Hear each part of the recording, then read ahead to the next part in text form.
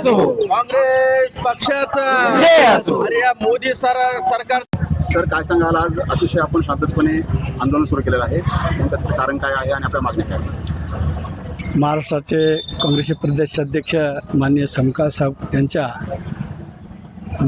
आदेशानुसार प्रभू रामचंद्र जिथं मंदिर आहे अयोध्या, ज्या प्रकारे आपण मीडियामार्फत सगळ्यामार्फत आपण बघतो, रामभक्तांचा एक एक रुपया देणगी, वीट असेल, पैसा, सोनं, चांदी, ह्या सगळ्या पैशाचा अपयोग त्यांनी अपहार केलेला आहे.